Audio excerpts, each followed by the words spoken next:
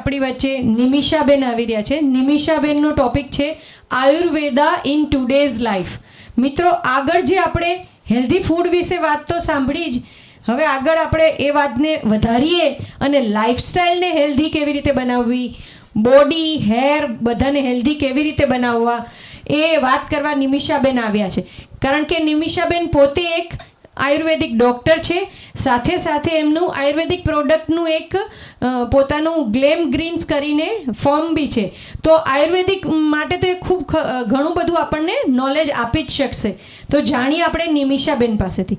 નિમિષાબેન, આપ જરૂર જણાવજો અમને કે આજની જીવનશૈલીમાં આયુર્વેદ કેવી રીતે હેલ્પફુલ થઈ શકે.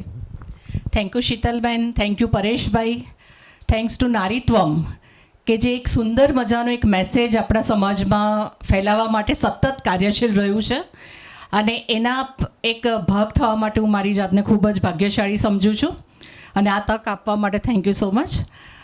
હું ખાસ આજે જેમ વાત કરીએ એમ આયુર્વેદ વિશે આજે આપણે વાત કરીશું.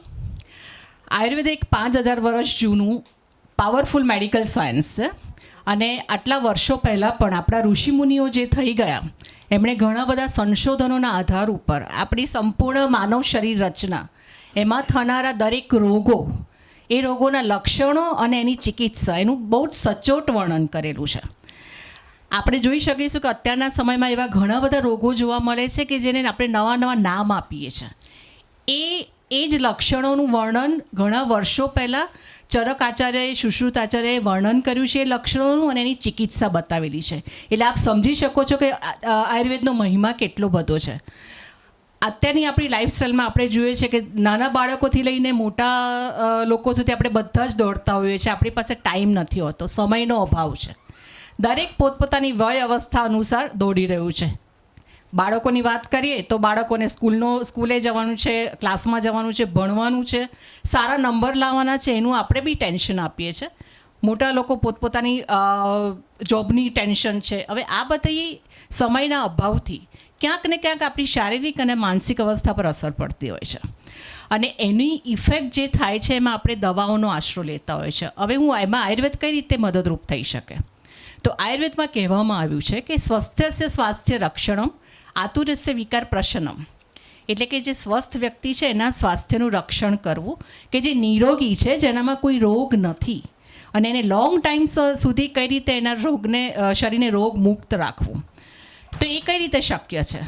તો આયુર્વેદમાં ઘણી બધી સંપૂર્ણ દિનચર્યા, આહાર વિહાર, પથ્ય અપથ્ય, ઋતુચર્યા અનુસાર એનું પાલન કરવું.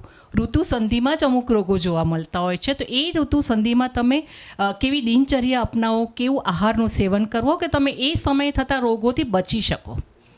જો એને ફોલો કરવામાં આવે તો આપણે એક હેલ્ધી લિવિંગ લાઈફ જીવી શકીએ છીએ. આપણે બધાએ જોયેલું હતું કે કોરોના મહામારી વખતે સમગ્ર વિશ્વ એને સંઘર્ષ કરી રહ્યું હતું કોરોનાની સામે, અને એ કોરોનાને હરાવવા માટે આપણે ઘણી બધી દવાઓનું સંશોધન કરી રહ્યા હતા, બનાવવા માટે ઘણા બધા પ્રયત્નો કરી રહ્યા હતા, પણ શરૂઆતના સમયમાં આપણને એમાં સફળતા મળી નહોતી.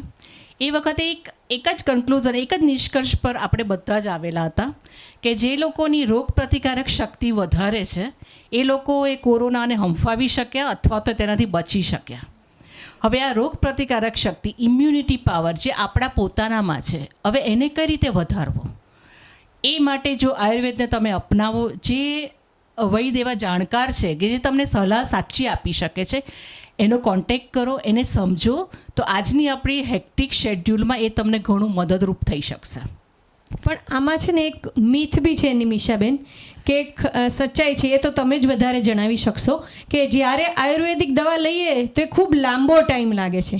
એના કરતાં ઘણા લોકો કંટાળે કે ચાલો ને આયુર્વેદિક દવા તો બહુ લાંબો ટાઈમ ચાલશે, જ્યારે એલોપેથી ફટાફટ લઈ લઉં તો કાલે જ મને સારું થઈ જશે. તો આમાં સચ્ચાઈ કેટલી ને મિથ કે? બહુ જ સુંદર એક પ્રશ્ન તમે પૂછ્યો, અને જે લોકો માટે એક અવેરનેસ ફેલાવવા માટે, જાગૃતતા ફેલાવવા માટે એક સરસ પ્રશ્ન છે. આ એક મિથ છે કે આયુર્વેદિક દવા બહુ લાંબો સમય લે છે. અત્યારે મારી પાસે એવા બી પેશન્ટ આવે છે કે જેને તાવ આવ્યો હોય છે, શરદી થઈ હોય છે, કફ થયો હોય છે, અને છતાં બી આયુર્વેદિક દવા લેવામાં આવે છે અને એનાથી એને ઉતરે પણ છે તાવ.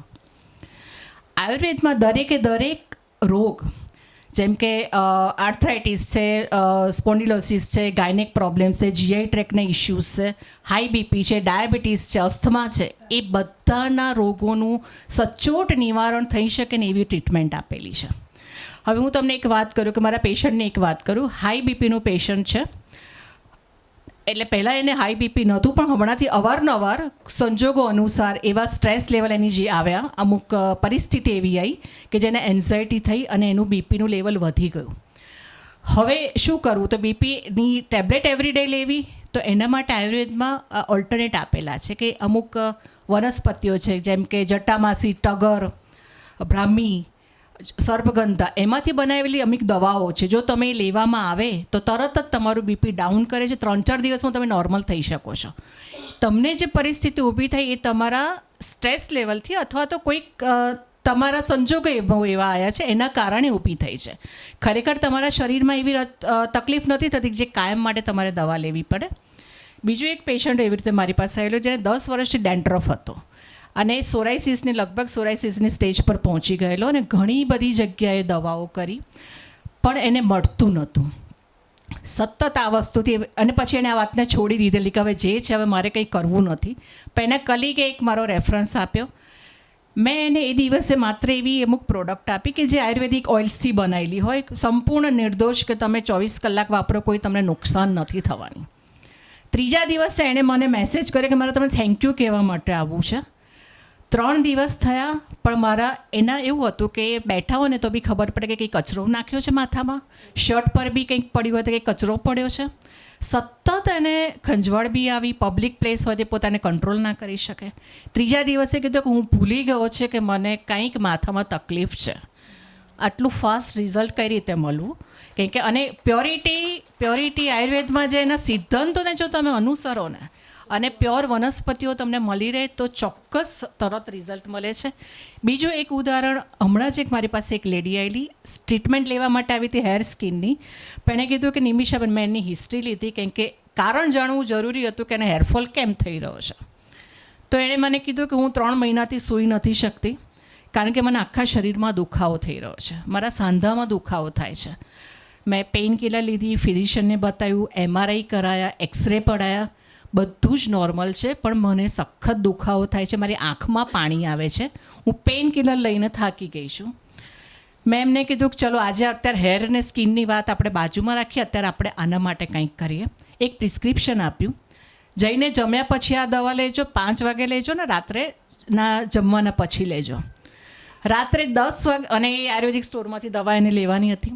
રાત્રે 10 વાગે એનો મારી પર મેસેજ આવ્યો, તમે શું એવું આપ્યું કે હું ભૂલી ગઈ છું કે મારા શરીરમાં દુખાવો છે. આટલા વર્ષો, આટલા 3 મહિનાની તકલીફ આટલી પેઇન કિલરથી નથી મટી, એ કેમ થયું? એનું એક કારણ છે. આયુર્વેદના સિદ્ધાંતમાં કેવું છે, તમને કોઈ રોગ થાય ને એનું કારણ વાયુ, પિત્ત અને કફ ઉપર છે. તમારા શરીરમાં એ સમ અવસ્થામાંથી એ દોષ અવસ્થામાં પહોંચી ગયા છે. એ સમ અવસ્થા નથી. એ જે કંઈ વધ્યો છે દોષ, એ તમારા શરીરમાં તકલીફ ઊભી કરી રહ્યો છે. મેં એમની નાડી પરીક્ષા કરી હતી તો મને લાગ્યું કે ખૂબ જ વાયુ પ્રકોપ થઈ રહ્યો છે એમના શરીરમાં. અને માત્ર વાત શામક ચિકિત્સા મેં આપેલી. મેં કોઈ બી આયુર્વેદમાં પેઇન કિલર એવી છે કે જે તમારી દુખાવાનું બી થોડું શમન કરે, એ કશું જ નહોતું આપ્યું, છતાં બી રિઝલ્ટ મળ્યું. એટલે આયુર્વેદમાં એવું નથી કે ઇમરજન્સીમાં તમને રિઝલ્ટ ના મળે, ઇમરજન્સીમાં પણ તમને તાત્કાલિક પણ આ રિઝલ્ટ મળી શકે છે. ખૂબ સરસ, ખૂબ જ સરસ જાણવા મળ્યું અમને. કારણ કે આજ સુધી બધાને એવો ખોટો ભ્રામક વિચાર હતો કે એલોપેથી ફટાફટ સારું કરે અને આયુર્વેદિક લાંબુ ચાલે.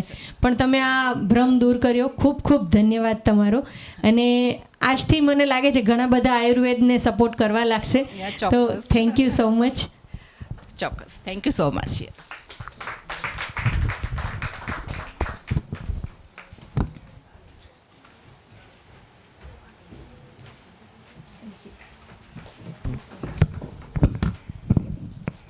થેન્ક યુ નિમિષા મેમ, તમારી વાતો ઉપરથી ઘણું જાણવા મળ્યું. અને હમણાં સરકારે પણ એવા પગલાં લીધા છે આયુર્વેદને સપોર્ટ કરવા માટે.